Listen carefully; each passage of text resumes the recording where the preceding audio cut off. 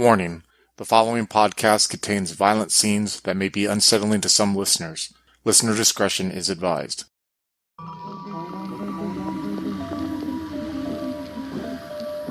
In the quiet neighborhood of Oldtown Pasadena, a lone agent searches for answers regarding his friend's disappearance in the Marshall Morris apartment building. Join Agent Kevin Wilson, played by Tillman, and Adam as the handler, as the strange secrets of the Morris building are brought to light in Horde, a Delta Green scenario created by Victor Eichmann. If you would like to contact us, you can find us on Twitter and Facebook. There you can find up-to-date news and a link to our Discord. If you would like to support the podcast, you can find us on Patreon at Twin Cities by Night. We hope you enjoy. Hello, and welcome back to another Delta Green duet. I'm here with Tillman right now, who will be taking on the role of Agent Kevin Wilson for the second time. This is going to take place approximately 9 months after the events of Under New Management. And during that time, Kevin Wilson has been getting to know these new friends that he's met a little bit. We're going to start it off. You are in the passenger seat of a sedan that's driving up this country road. It's the middle of the day. You can feel it's pretty warm out. In the driver's seat, you see Graham, and he's fumbling with his phone, trying to get the GPS set up correctly. Shouldn't be too long. We're almost there. You and Graham have occasionally been taking these trips to visit your old friend, Tim. It wasn't long after the things that you experienced in the office building where you met Graham and you met Maria and you met Coach and you found out about what type of stuff Tim had gotten himself caught up with. Once that had kind of cooled down a little bit, Graham had brought you up to the hospital where Tim is at. It's a mental hospital farther away in New Hampshire. It takes you guys a bit of a drive to get there, but you do it every now and then just to make sure he's okay. It is really hard for you to see him. He doesn't talk anymore. He seems barely responsive, but you feel like as a friend, it's important for you to be making sure that he's okay. Maria doesn't come with you guys. From what you gather about the dynamic of this group beforehand, you've gotten the impression that maybe Tim and Maria might have been romantically involved in the past, and perhaps that's why she finds it so difficult to go up to the home and see him. It's not a particularly bad place. You don't feel like he's being mistreated there. They're looking after him and all the patients, but still you hate to see him in that position because he was once this bright, illuminating, great friend that you had great conversations with and great bike rides and adventures with, and he was the rock of your friend group. He seemed to be the glue that held everything together. And now when you guys go to visit him, he just sits and stares. And the orderlies of the group home bring him back and forth. But for the most part, he sits and stares. And he doesn't really cause any trouble. He takes his medicine. He does what he's supposed to do. But it's just like the world is just passing him by and he doesn't even notice or care anymore. So Graham and you are driving right now. It's the same drive you guys have taken a few times in the past. What's going on in your head? I think Kevin is he's trying to make conversation. Maybe he's talking about music with Graham, just trying to keep a light mood and not fall into that void. Hey, we're about to see Tim again. And what do you think he's going to do? Yeah, well, nothing. And that would turn awkward. So he just tries to keep light conversation going, like music, sports maybe. I don't know. Does Graham have family of his own? So Graham had shared with you something kind of uncomfortable about his real family. His parents were, from what he told you, they were some kind of cultists and they used him in some type of ritual abuse. But Graham seems to be very interested in telling you about his uncle, who was a jazz saxophone player, and actually has, was featured on, quite a few songs that you probably wouldn't expect. And, he loves talking about like this. Graham never talks about his mom or his dad, but if you brought it up, he would talk about it. It's not like, it's a sore spot, but it's not like he'll never go there. He'll admit to having a messed up childhood and stuff like that, but he tries to make light of it or talk about something else. He's telling you about this uncle that he had who should have been richer than he is, never got the credit, amazing saxophone player. And he's just kind of going on. And before long, you guys reach the place where Tim is held. It's called St. Brian's, and it's a very small, quaint place in rural New Hampshire. There's not very many people here, and the people that are here are mostly elderly.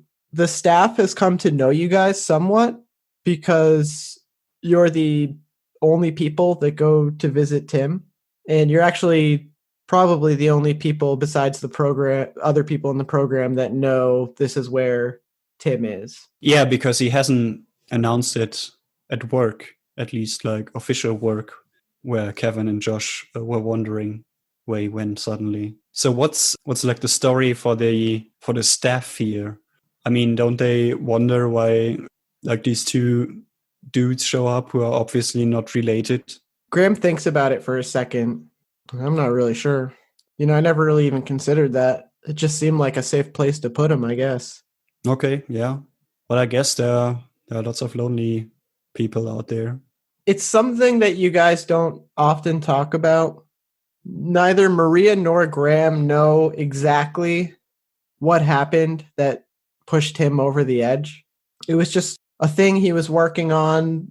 He left and he came back and he kind of suffered a breakdown and things weren't really quite the same afterwards. He just lost himself. And Maria never dives into it. Graham never dives into it. Nobody really knows. You guys arrive at St. Brian's. You check in at the reception. One of the staff advises you to wait in a recreation area, and she leaves for a moment, and she comes back with Tim in a wheelchair. He's wearing these flannel pajama pants, as well as a gray t-shirt and a light blue bathrobe.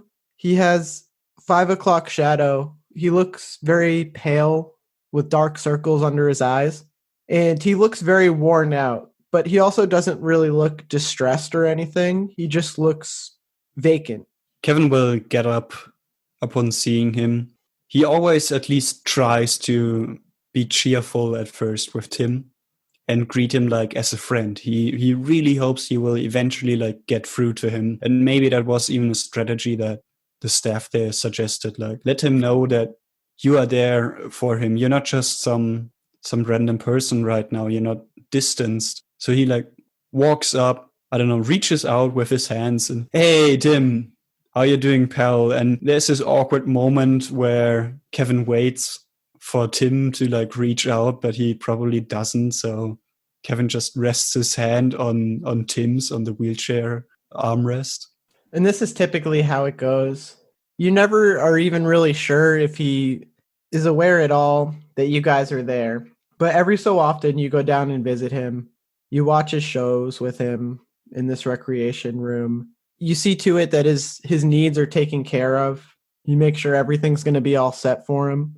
You're his guardians, essentially. And it's always really tough, but after a few hours you guys get your stuff together and you go to head back. It's quite a long drive back, and you know that you'll probably be up to see him soon enough. It makes you sad, but also you feel like you need to see him, like you miss him if you don't. And it's also like a matter of just needing to make sure that he's okay and needing to make sure that he's taken care of, because every time you see him, it becomes more and more clear that like he's not in a position to take care of himself. So, and like that's always something you're like really reminded of when you go to visit him. Like on the way back, Kevin, now he can't hold it back. He like brings up the topic now and again. Yeah, Graham, when I showed him the picture of Maria, do you think there was a reaction there at all in his face? I really don't think there was. That's why I don't think we should bring her down.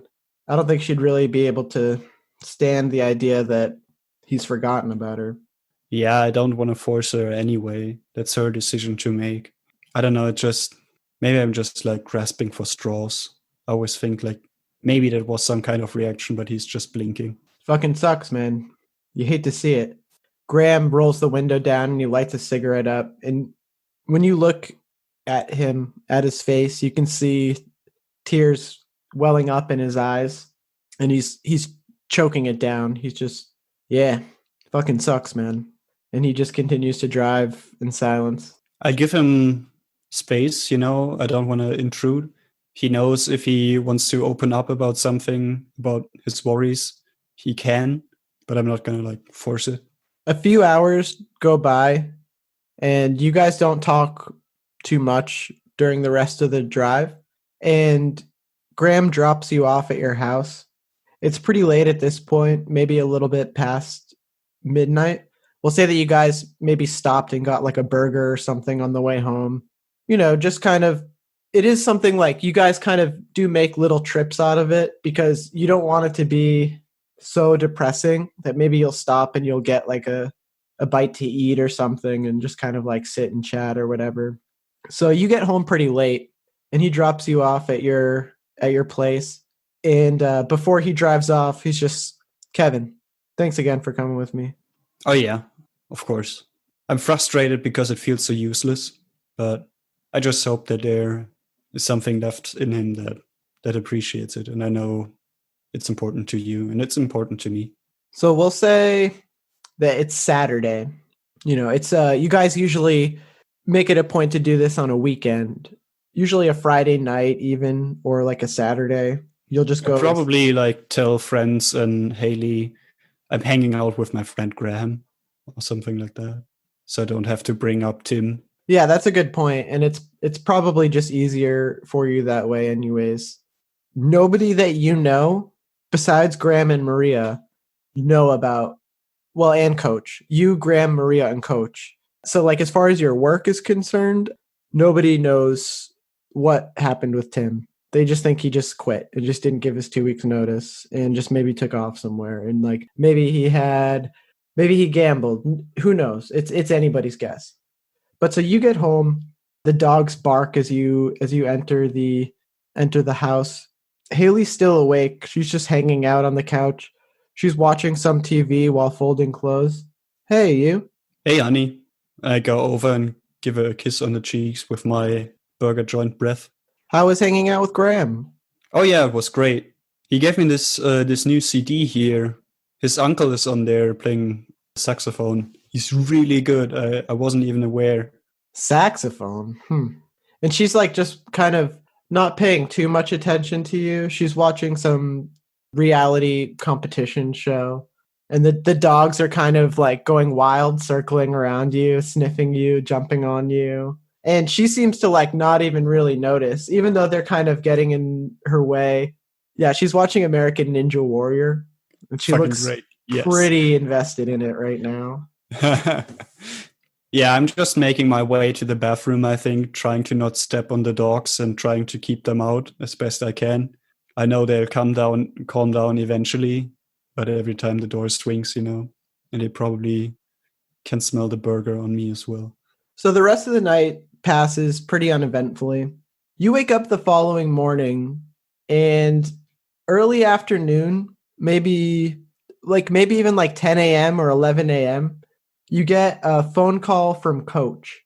And he's asked you if you will come out fishing with him to one of his fishing spots because he needs to talk to you about something. This early summer, right? Yeah, it's like early June. So it's pretty nice out. It's not really like sweltering hot, but everybody's kind of starting to get back into those outdoor activities. Like there's no reason not to. It's beautiful outside. Like it's basically like t-shirt weather.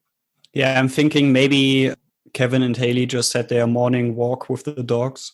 Now they're relaxing in the backyard or wherever. So he's just like, hey, honey, Coach wants to go fishing. Is that cool with you? Yeah, that's great. It's a nice day. I I didn't know he fished. I didn't know you fish. Oh, he mentioned it in passing. We were talking about it earlier. I mean, I guess it's kind of spontaneous now, but yeah, I want to try it out.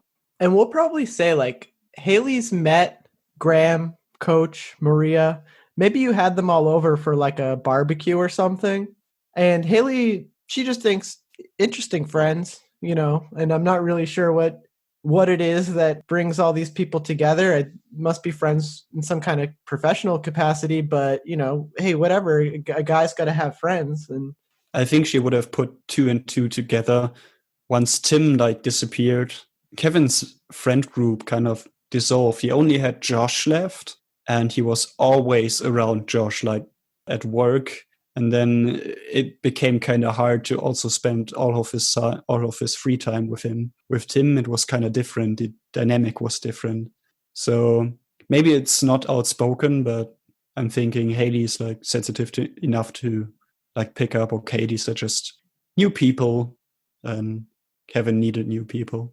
And she's always pushing you to engage in stuff and engage in activities. So she was like, yeah, that sounds great.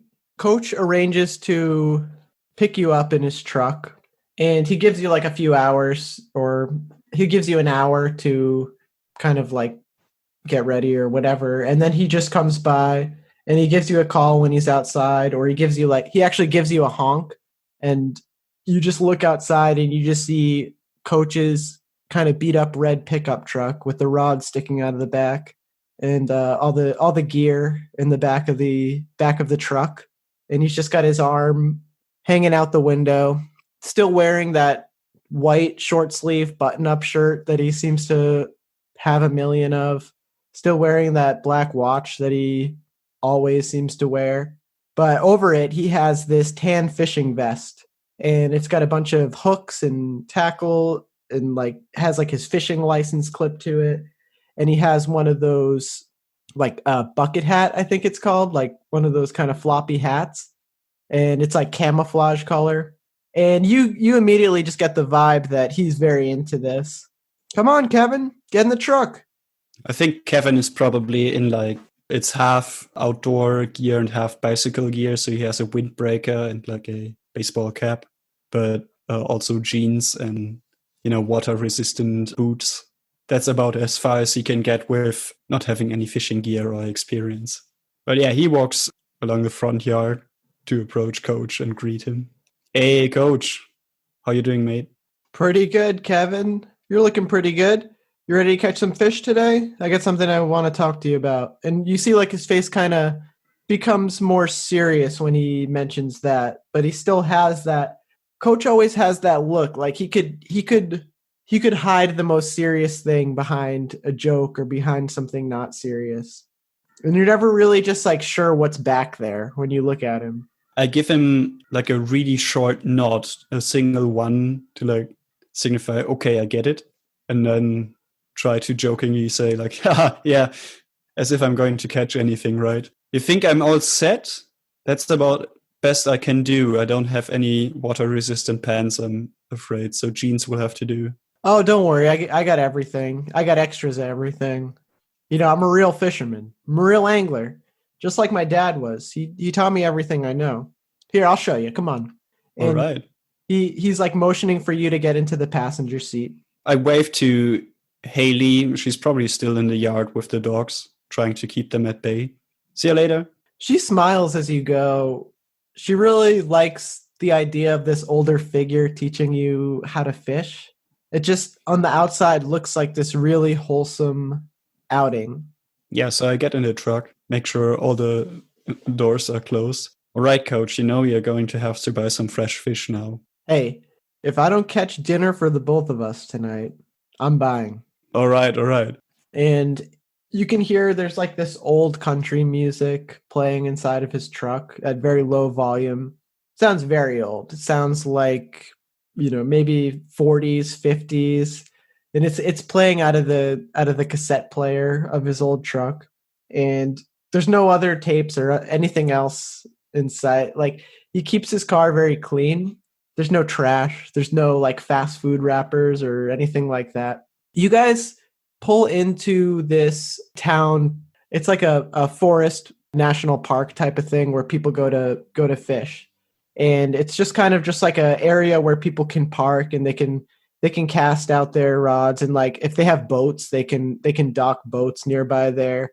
It's not like a official like national park or anything like that. It's like a, like town forest in like a, northern Connecticut. And Coach brings you out there. He seems pretty familiar, like this is one of his spots. The parking lot seems empty. There's nobody else there right now. That's why this spot is my favorite. I always get my pick. There's nobody else here chasing the fish away. I come out here and I can really do some of my best thinking. That's great. You guys get set up. He takes you out near by the water's edge, and you guys start casting the rods and doing some fishing.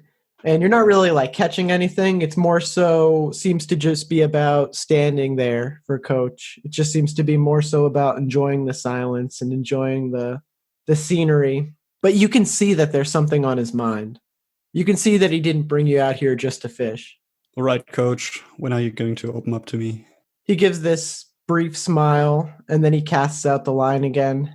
I brought you here to talk about something that I guess I'm not really sure how to bring up, but I don't think I can really keep it to myself much longer.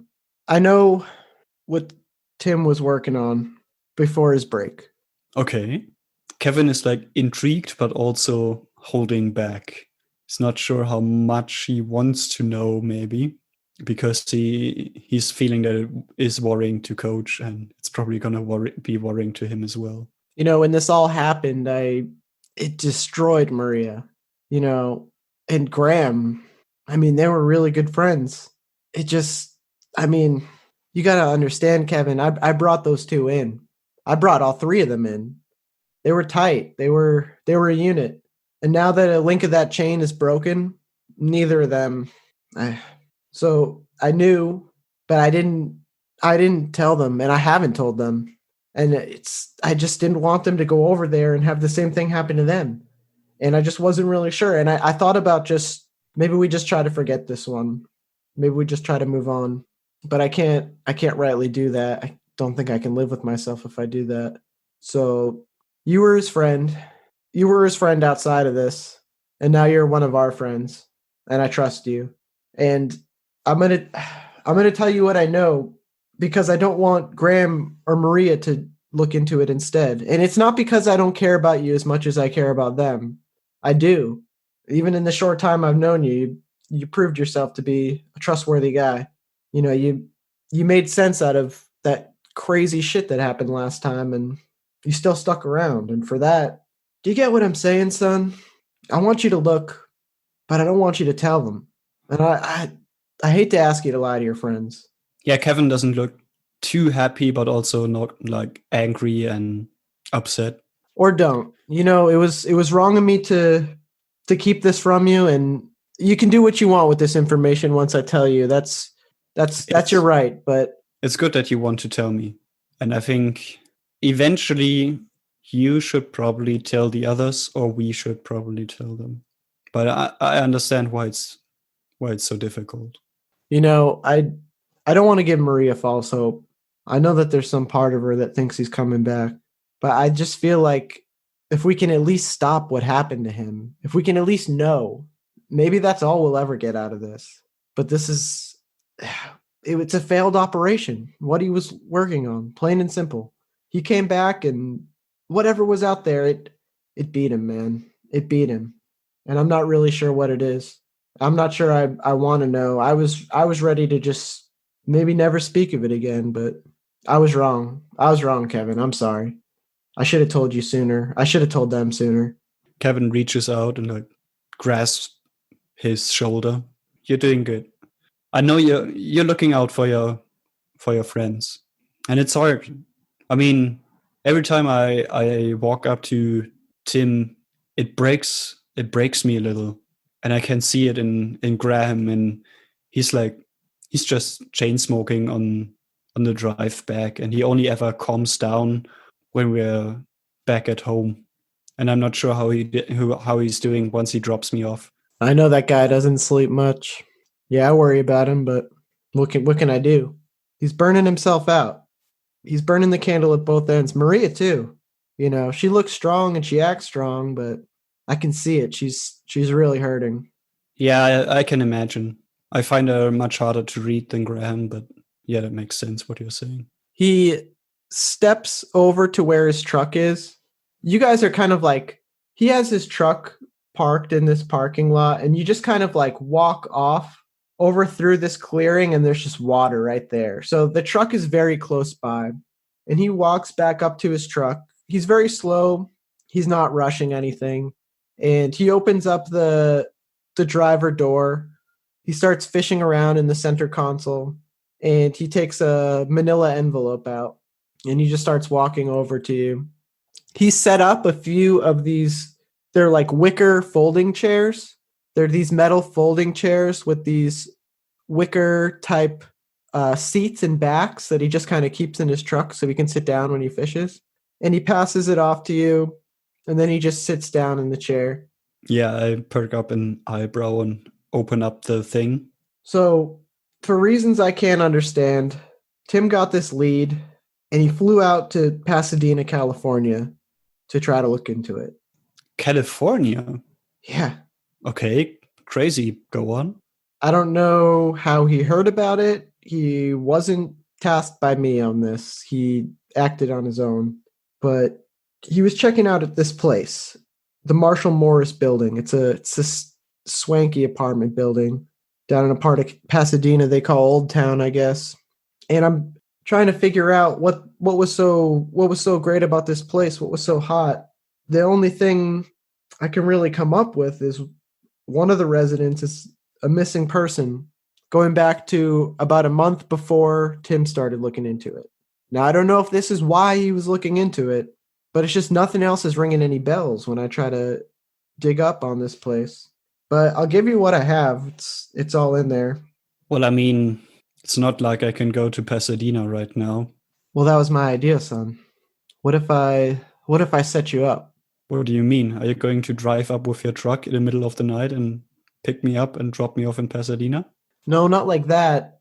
Well, I was thinking you'd fly there, but I was thinking you wouldn't tell the others. I was thinking this could just be something between us for now. You look into it. If you don't see anything weird, just come back and we'll just forget about it. But maybe this is something maybe this has to do with Tim. Maybe this place has the answers. It seemed to be the one thing he was interested in before this all happened. I give him like a stare, not saying anything for a little bit. Then I just look at all the stuff in the folder. What exactly is in there? Is it pictures or just like notes and descriptions? So when you do a brief skim through of the contents of this folder, you find some pictures of a building. You find these notes that look like notes that Coach has taken about the different residents of this building. He's written down some of the history of this building as far as like when it's been built and stuff like that. And these are all just like white lined notebook paper, still with the frilly edges just torn out of a notebook that Coach has kind of inserted into this file, along with several photographs, one news clipping from a missing persons case that made local newspapers. That's everything I could dig up. I mean, what I can tell you, that place has got 4 apartments in it. Now, these are nice apartments, right? Each floor is its own place. I'm talking like $1 million apartments here. So, missing guy, it's this artist, goes by the name of Patrick Sheehan, lives in one of these apartments with his girlfriend, wife. I'm not really sure. Then we got a family in the next floor. CEO lives with his wife. She's about 16 years younger than him. They got a few kids there. We got 2 old ladies on the next floor. Very top floor was something that I thought might have been interesting, but it didn't really yield any good info for me. The apartment there was recently vacated by a woman by the name of Hawkins. She was a pediatrician, and she divorced another doctor a few years back. She was convicted for assaulting her psychiatrist last year. And she's doing a brief prison sentence. I thought that might be interesting, but I poked around, looked into files, did some research. I can't really figure anything out on that. She said, Yeah, I mean, not every crazy story is worth worrying about. I don't know. Yeah, it sounds weird, but anyway, go on. Didn't want to interrupt. No, son. The one thing I did find weird about her, she said the building was the reason for her crime. Now, between that and a missing person in the building, I thought maybe that might be what our friend Tim was looking into, but there's no way for me to know for sure. Heck, this could all be unrelated. Maybe something else broke Tim. I mean, there's also a CEO in there. They usually sell their souls to the devil pretty early. Yeah. Now, I read about them, their kids. He's got a few kids there. I saw in one of Tim's files that those kids sprung some kind of horns on their head, these little things, little bumps, half inch to an inch maybe. And it don't hurt him, nothing like that, just some kind of birth defect. Right, okay. I mean, I was joking earlier. Yeah. And you see Coach just stares out into the water as he takes another cast. Now, my idea, if you went down there, this would have to be an under the boards type of thing. All right? You just be looking around. You're not there representing anybody. Yeah, but how do I pass this by Haley, my work and everything, and Graham too? That's you tough, know that son. Yeah, that it's not something that I usually do, you know. I don't think I have, like, the only reason I ever leave Haley for longer is work, really. Well, I had this idea, see? You could say, and he's like fishing into his pocket, and he comes out with this brochure. He's trying to straighten it out to show it to you.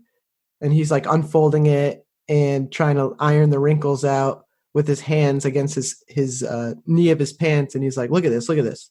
Up there in Pasadena, they're having some kind of convention for crime scene specialists. And he's like pointing at it like very matter of fact. Now you could say that this is where you're going. It's almost perfect. Now think about it. If it's too much, it's too much. And I realize it's a lot to ask you. I'd set you up. I'd get you down there, get you whatever you need. 1 day, 2 days, 3 tops, and you come back. Regardless of what you find. If it's hot, you come back. If it's cold, you come back. When did Tim go there, and what shape was he in when he came back? So, you know that Tim's breakdown happened about 9 months ago. About 1 month prior to the group bringing you in, basically. So, basically, from what Coach has just laid out to you, 9 months ago, Tim came back from California and was just mentally broken, or like it just got very bad from there.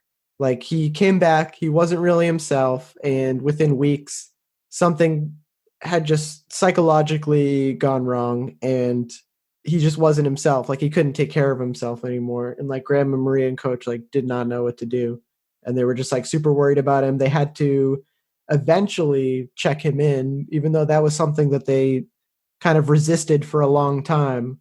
And that basically is around the time that they contacted you based on Tim had mentioned you and just like talking about you because you were like important in his life, but just also mentioning that you were like a trustworthy person and like somebody that he did trust. So like out of last resort, out of desperation, Graham, Maria, and Coach reached out to you for the trouble in that office building. And it's been about 8 months since then. So you know that 9 months ago, that's when Tim checked this place out. If Graham knew about it, there's no way he would let me send you alone. But I just can't lose both of you. Well, that's uplifting. No, I didn't mean it like that, son. It's just I'm worried if I send Graham, he's already too burnt to make it out. I'm just worried. I don't know. Graham, he wouldn't come back. That's the thing. he wants to find something, you know? Even if he has to stay like the next 14 years, if you give him this information, he's stalking that house. He's gonna work so hard he can buy one of the apartments to like keep an eye on all the other ones. Yeah, that or he just does something stupid. He just burns the place down, or he just kills somebody, or what? I don't know, but maybe this isn't a thing, and maybe we can cross this off the list. But I mean, whatever fucked him up, we have to stop. We have to do it for him at least. But I mean, isn't that the point of all this? And he's like kind of looking around. Isn't that the point of what we do? I mean, you're new to it, son, but I think you're pretty good at it. Do you have some sort of maybe emergency contact over there? Yeah, I could get you squared away with people on that side. I can tell you about a storage locker that would have the type of stuff you can't bring with you. And he kind of gives you like a grim look. I can get you set up in a hotel. I can be there for you for support. I can't come with you myself, son. They'll know. Yeah, makes sense. If things go really badly, though, will you come and get me back? I swear on my life, I will not leave you there. If I have to call the cavalry and go in there guns blazing with everybody, I will do it.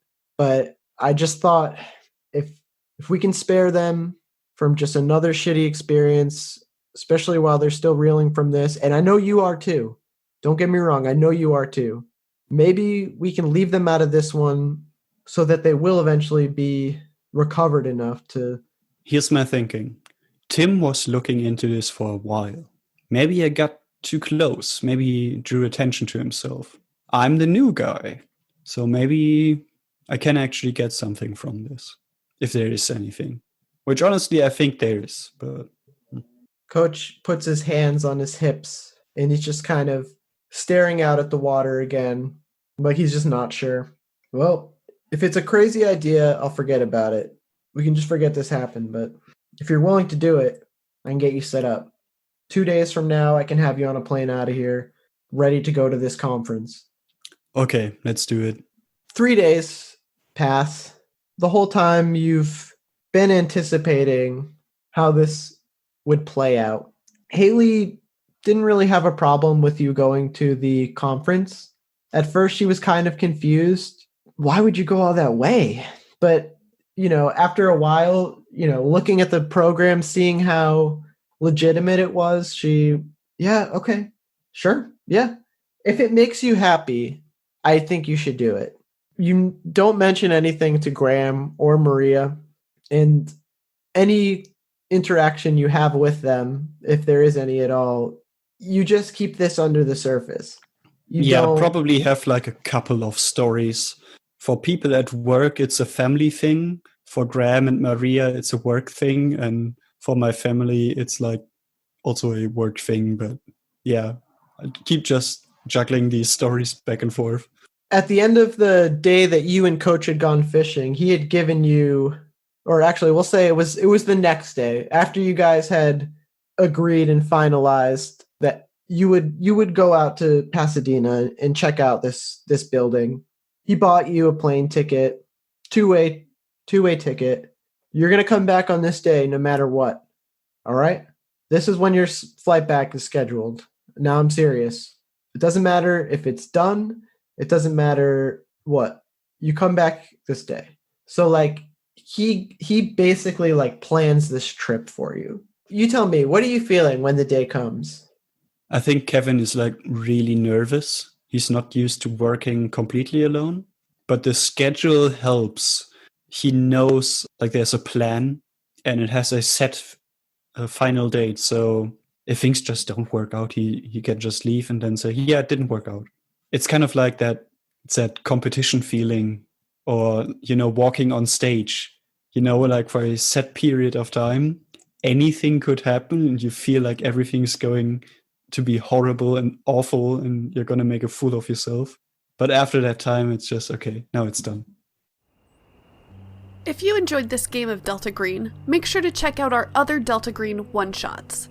We have several listed now and more to come soon.